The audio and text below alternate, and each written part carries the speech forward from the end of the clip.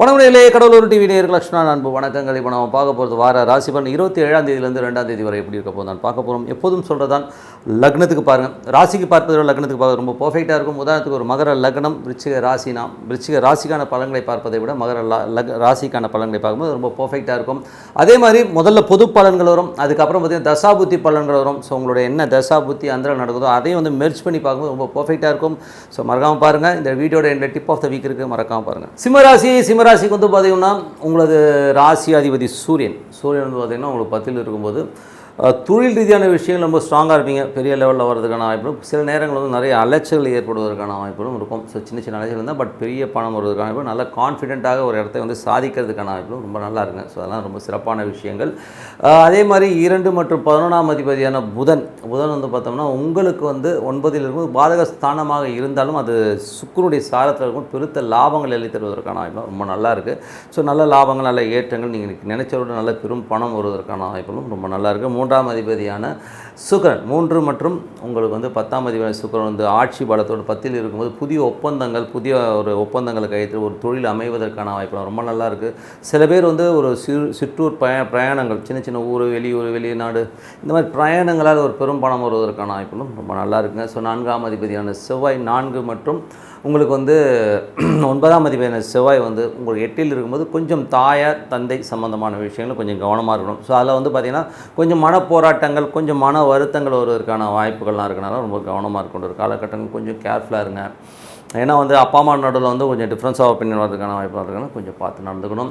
So அதுக்கப்புறம் பார்க்கும்போது உங்களது 5ஆம் அதிபதி மற்றும் 8ஆம் அதிபதி குரு வந்து 10ல் இருக்கும்போது யாரெல்லாம் அந்த குரு தேசாபுத்தி அந்த கொஞ்சம் கேர்ஃபுல்லாக இருக்கின்ற காலகட்டங்க. ஸோ அப்போ வந்து பார்த்திங்கன்னா ஏதாச்சும் வந்து குழந்தைகளாலோ இல்லை வந்து தொழில் ரீதியான விஷயங்களில் ஒரு சின்ன ஒரு ஸ்ட்ரெஸ் வருவதற்கான வாய்ப்புகளும் ரொம்ப கவனமாக இருக்கின்ற ஒரு காலகட்டங்கள். ஸோ அது வந்து பார்த்திங்கன்னா மெயினாக வந்து தொழிலில் வந்து பார்த்திங்கன்னா நமக்கு வந்து எதாவது எமோஷனாக ஏதாச்சும் ஒரு ஸ்ட்ரெஸ் வருவதற்கான வாய்ப்புகளும் கொஞ்சம் கேர்ஃபுல்லாக இருங்க.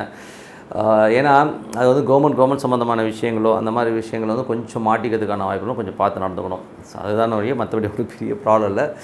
ஏன்னா அது குரு தேசாபுத்தி அந்த நடக்கணும் தான் இது மேஜராக பாதிக்கும். மற்றவங்களாம் ரொம்ப பெருசாக இல்லைனாலும் கொஞ்சம் கேர்ஃபுல்லாக இருக்கணும், அவ்வளோதான். மற்றபடி வந்து ஒன்றும் இல்லை. மற்றபடி வந்து 6ஆம் அதிபதி 7ல் இருக்கும்போது வேலை செய்பவர்களுக்கு வந்து அடுத்த கட்டத்திற்கு போகிறதுக்கான வாய்ப்புலாம் ரொம்ப நல்லா இருக்குங்க. ஸோ அடுத்த கட்டத்துக்கு வந்து முன்னேறுவதற்கான வாய்ப்புலாம் நல்லா இருக்குது. ஸோ இருந்தாலும் வந்து 6ஆம் அதிபதி வந்து 7ல் இருக்கும்போது கணவன் மனைவிக்கு நல்ல நிறைய பிரச்சனைகள், சின்ன சின்ன ஸ்ட்ரெஸ் வருவதற்கான வாய்ப்புகள். ஸோ மாமியார் ஏதாவது சொன்னாங்க, அவங்க இது சொன்னாங்கன்னு சொல்லிட்டு குழப்பிக்கிட்டு அதனால் வந்து ஒரு டென்ஷன் வருவதற்கான வாய்ப்புகளும் கொஞ்சம் கவனமாக இருக்கக்கூடிய காலகட்டங்கள். அதுவும் குழந்தைகளாலும் சில பேர் நேரத்தில் வந்து ஹஸ்பண்ட் ஒய்ஃப்னோட நிறைய கருத்து பேதங்கள் வருவதற்கான வாய்ப்புகளும் கொஞ்சம் பார்த்து நடந்துக்கணும்.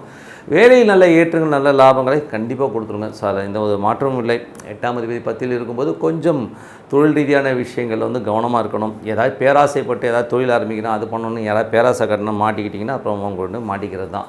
ஸோ கொஞ்சம் கவனமாக இருக்க வேண்டிய ஒரு காலகட்டங்கள். ஸோ பார்த்துக்குங்க. ஏன்னா வந்து இதில் வந்து என்ன ப்ராப்ளம்னா 9ஆம் அதிபதியான செவ்வாய் 8ல் இருக்கும்போது அப்பாக்கும் உங்களுக்குமே வந்து நிறைய கருத்து பேதங்கள், அம்மாக்கிட்ட போய் ஏதாவது பேசும்போது கொஞ்சம் கருத்து பேதங்கள் வருவதற்கான வாய்ப்பு இருக்குது. வெளிநாட்டில் ரொம்ப கேர்ஃபுல்லாக இருக்கணும்.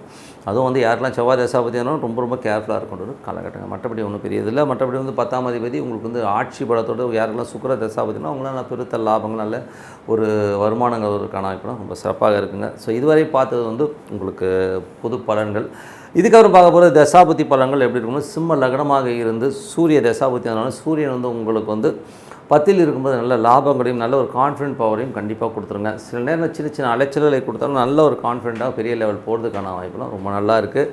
அதுக்கப்புறம் சூரியனுக்கு வந்து பார்த்திங்கன்னா உங்களுக்கு வந்து சூரியனில் வந்து அந்த 10ல் இருக்கும்போது அது வந்து ஒரு கேந்திரஸ்தானம். ஸோ கேந்திரஸ்தானத்தில் வந்து பார்த்திங்கன்னா ரொம்ப கான்ஃபிடென்ட்டாகவும் உங்களுக்கு பெரிய வெற்றியை அள்ளி தருவதற்கான வாய்ப்புலாம் ரொம்ப நல்லாயிருக்கும். அதுவும் சுயசாதனமும் பெரிய லாபங்களை கண்டிப்பாக கொடுத்துருங்க.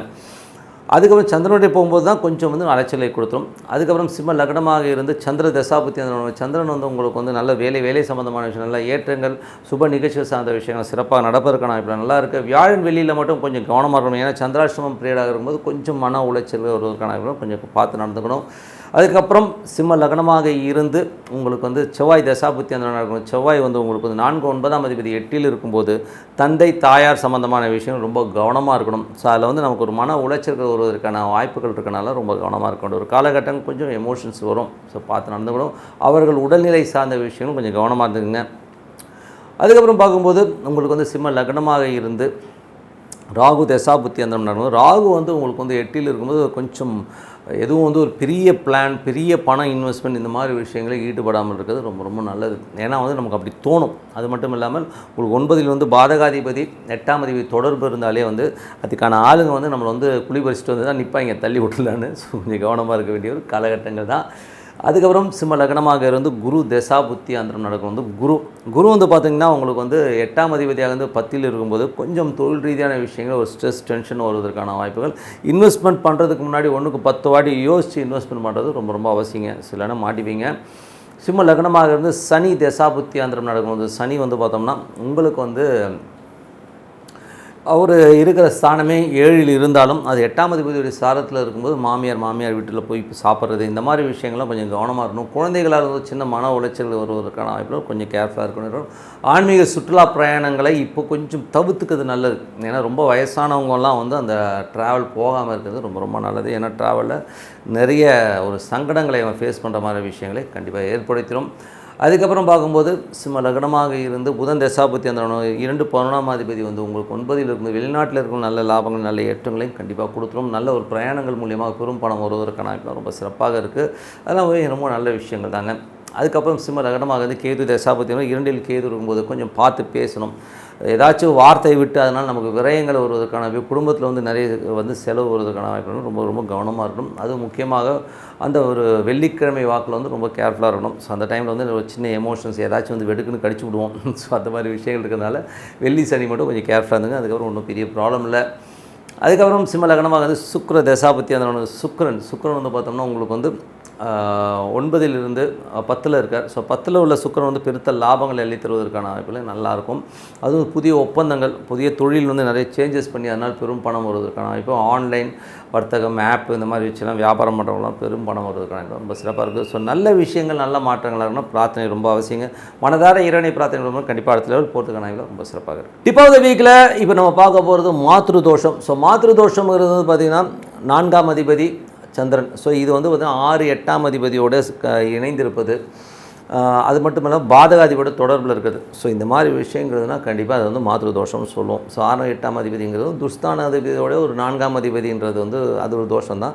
அதேமாதிரி காரகாதிபதி தாயாருடைய காரகன்றது சந்திரனை குறிக்கும். ஸோ சந்திரனுடைய குறிக்கிற கிரகங்களோட 6 8ஆம் அதிபதி சேர்றதோ இல்லை ஒரு பாதகாதிபதி சேர்றதோ வந்து உங்களுக்கு மாத்ரு தோஷத்தை ஏற்படுத்தும். ஸோ இது என்ன மாதிரி விஷயங்கள் பண்ணும்போது அம்மா சார்ந்த உறவுகளால் வந்து அவங்க ஏதோ பண்ணதை வந்து நம்ம வந்து தாங்கி வந்திருப்போம். அந்த கர்மா நம்ம தலையில் உட்காந்து நம்மளை டென்ஷன் படுத்துதுங்கிறது தான் உண்மையான விஷயம். ஸோ இவ்வளோ தான், வேறு ஒன்றும் கிடையாது. என்ன பண்ணியிருப்பாங்க, சொத்துக்காக ஏதாவது போட்டு சொல்லியிருப்பாங்க அந்த காலத்தில். அதெல்லாம் என்ன தெரிய போகுது, காட்டுக்குள்ளே வச்சு புதைச்சது இதெல்லாம் வந்து ஏகப்பட்டது இருக்குது. ஸோ இந்த கர்மாலாம் யாருக்கு தெரியாதுன்றோம். பட் அந்த ஆன்மா வந்து நம்மளோட ட்ராவல் பண்ணி டென்ஷன் படுத்தி விட்டுரும். ஸோ உதாரணம் சொல்ல போனால் 4ஆம் அதிபதியோட ஒரு மாந்தி தொடர்போ இல்லை சந்திரனுடைய மாந்தி தொடர்பு இருந்ததுன்னா கண்டிப்பாக வந்து அந்த மாந்திங்கிற ஒரு விஷயம் வந்தாலே வந்து நீங்கள் அமாவாசைக்கு வந்து தர்ப்பணம் கொடுக்க ஆரம்பிச்சிட்டிங்கன்னா அந்த தோஷம் விலக ஆரம்பிச்சிடும். ஸோ அந்த மாதிரி விஷயங்கள்லாம் பண்ணணும்.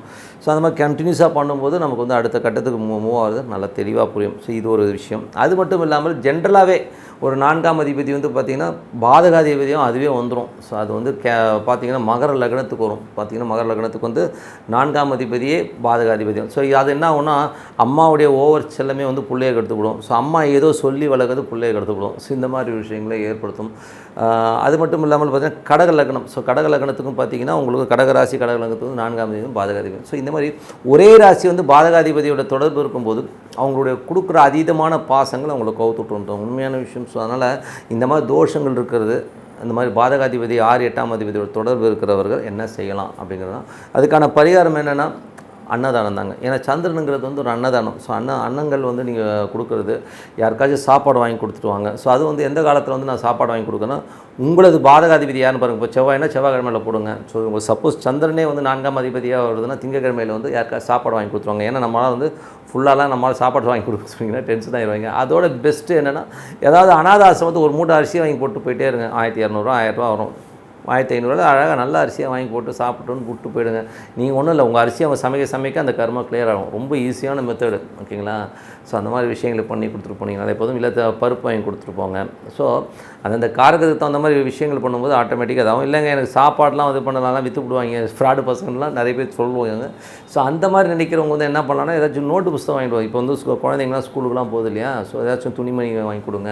யூனிஃபார்ம் வாங்க முடியாத குழந்தைகளை யூனிஃபார்ம் வாங்கி கொடுக்குறது, நோட்டு புத்தகங்கள் கல்வி புத்தகங்கள் வாங்கி கொடுத்தீங்கன்னா இந்த மாத தோஷம் கண்டிப்பாக போயிடுங்க. ஸோ அதனால் இந்த தோஷங்கள் வேணும்னா ஒன்று சாப்பாடு இல்லைன்னா புத்தகம். ஸோ இதை வாங்கி கொடுத்தீங்கனாலே வந்து உங்கள் தோஷம் விலகி எல்லாம் சிறப்பான பலனை கண்டிப்பாக ஏற்படுத்துன்றது தான் உண்மையான விஷயம். ஸோ நல்ல விஷயம் நல்ல மாற்றங்கள் இருக்குன்னா பிரார்த்தனை அவசியம் நல்ல விஷயம் பண்ணணும்னு சொல்லி உங்களிடம் விடைபெறுவது உங்கள் லட்சுமி நாராயணன். நன்றி, வணக்கம். கடவுள் அருள் டிவியை பார்த்தமைக்க நன்றிகள். மேலும் இது போன்ற தகவல்களை தெரிந்து கொள்ள கடவுள் அருள் டிவியை சப்ஸ்கிரைப் செய்யுங்கள். மறக்காமல் பெல் ஐக்கானை கிளிக் செய்யுங்கள்.